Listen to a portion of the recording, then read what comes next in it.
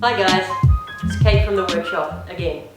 Today we're going to talk about avoidance behaviours and procrastination, specifically how we can avoid avoidance.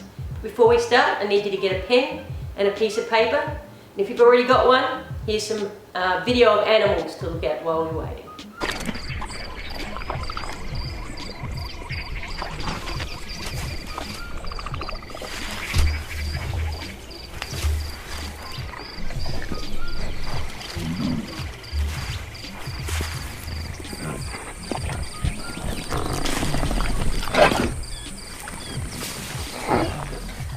Okay, now that we've all got our paper and our pen, I want you to write down between 1 and 3 things that you've been avoiding. It might be an assignment, it might be a difficult conversation with somebody, it might be going to the gym, it might be any number of things, but things that you're specifically avoiding. No more than 3, no less than 1. Okay, we'll get back to those in a minute. What we need to understand first is, what are avoidance behaviours? So all avoidance behaviours are things we do to distract ourselves from a task or an activity that gives us an uncomfortable feeling, usually worry, anxiety or fear. They're a momentary relief from that feeling that we have, in other words, psychological relief. See if any of these look familiar to you.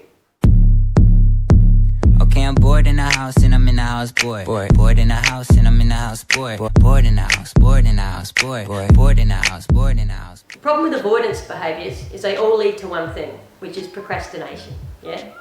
And the thing with procrastination is it actually takes longer to do the thing that you're putting off, and also that negative feeling just becomes longer and more intense for the duration of the time that you're waiting to put it off.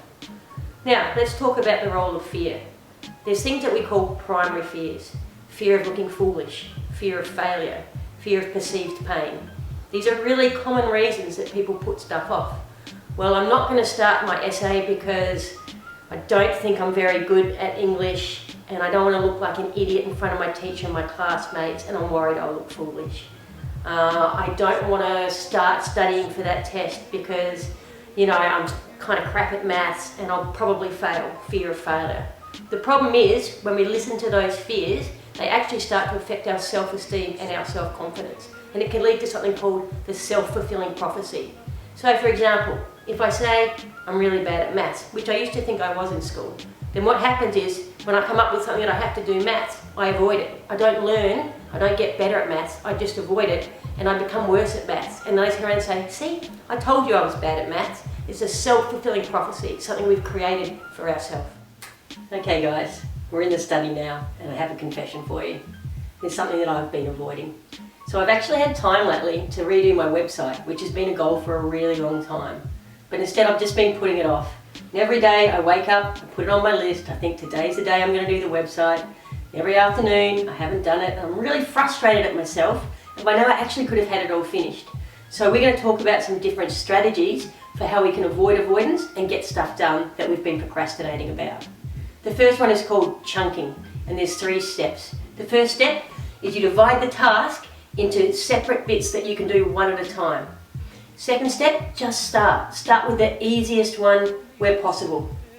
And the third one, if visuals help, just create a pie chart.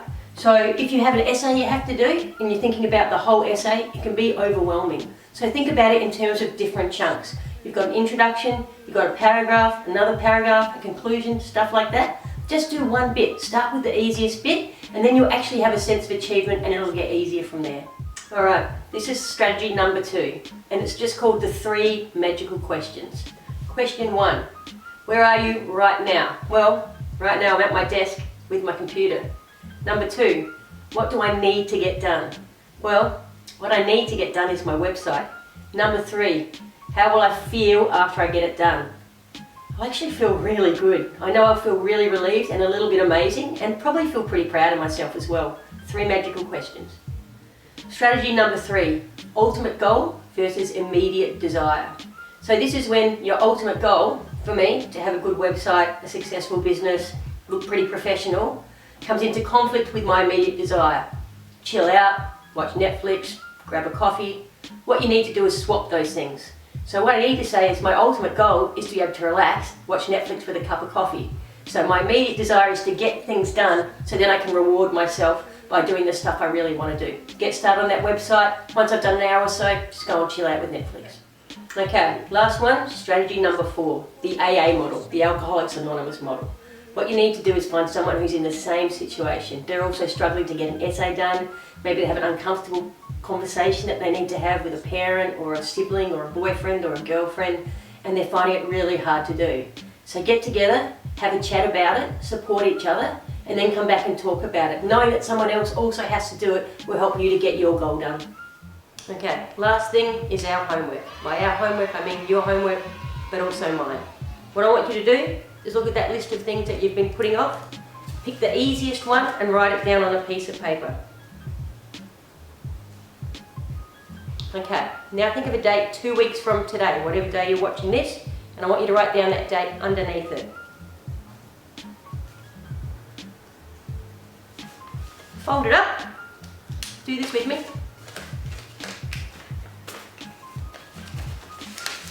Put it in an envelope, which I want you to seal. Seal the envelope.